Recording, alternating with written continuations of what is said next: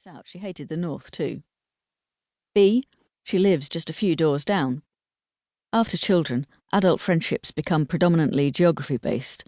Can they pick the kids up from school in an emergency? Can you nip round whenever you fancy, or do you have to carve out the time to make a trip? Does a playdate involve more travelling than hours freed? Can they, basically, assist you in the fight to put some slack in what you increasingly inaccurately call your system, or not? Whether you genuinely like the person or not barely matters. Though I do like Fiona. Love her, actually. C. Our first conversation was about having hated our NCT classes. We were the only people in our groups who had come for comradeship in the coming adversity rather than because we believed in natural childbirth. I'd have had mine sponsored by ICI if I could. Was and remains Fiona's last word on the subject. D. Our second conversation was about the apocalypse. Like me, she is both a natural pessimist and extreme catastrophizer, and this makes us a great comfort to each other. We spend much of our time together, as indeed we do apart, planning for what we consider to be the inevitable. She's basically planning to hijack a helicopter. You need to get up, Dashwood. No point going across. We'll be closing borders. There'll be marauding hordes. Up. Up is where you need to go. To a hill fort, ideally. Have some sense, do. While I'm concentrating more on the necessary post-apocalyptic skills, farming, first aid, filtration systems, that kind of thing. Together, we'll make a formidable team. E. She'll happily join me in a glass of wine at any time of day. F. David, though he's in Thomas's class at school, gets on with both of my children. This alone would make him a pearl beyond price, even without the preternaturally calm and stoic attitude with which he faces the world. His ability to spread peace through a harassed home and heart is a gift as estimable as it is bizarre. I adore him. He inherits at least part of this talent from his father Ian. Ian does not speak. Well, that's not quite right.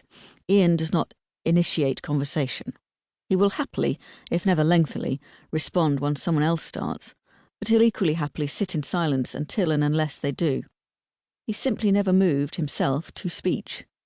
Sometimes Fiona tests him by not saying anything when he comes home from work, and seeing how long it takes him to kick things off. So far, she has always cracked before he has even noticed anything might be remotely amiss. It drives her mad. When it gets too much, I remind her that she would be no better off with the opposite situation.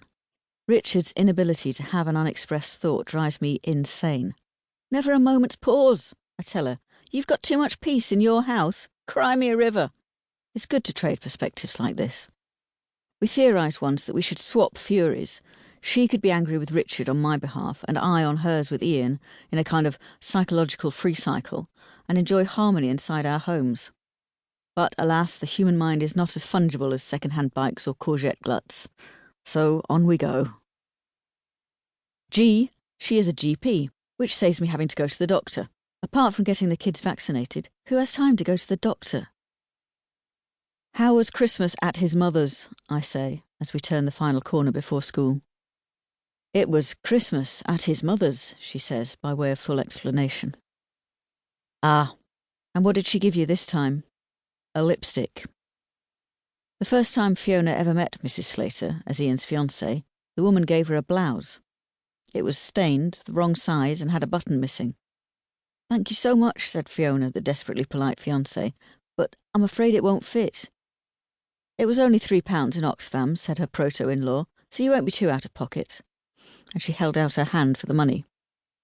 Fiona, the inwardly convulsing fiancée, paid up. Relations have deteriorated substantially since then. The last time mother-in-law came to visit, she brought her daughter-in-law a single pleather man's glove that she'd found on the floor in Boots. "What am I supposed to do with this?" Fiona said. "It's a perfectly good glove," said her MIL. "You can carry it in one hand and nobody will know you don't have the other." "A lipstick? That's better than usual," I say encouragingly. It was one of her old ones. "You mean used?" "Yep. She gave me a used lipstick." "I thought it would be just your colour," she said, like the absolute sociopath she is. Wow. Yep. Wow. Yep. Not for the first time, I reflect on my good fortune in avoiding the whole in-law thing. Richard was a late, only, and wholly adored child, born long after his parents had given up hope of a family, and they died when he was in his early 20s, before we'd even met. I'm sure they wouldn't have approached even the foothills of Mrs. Slater's towering monstrosity.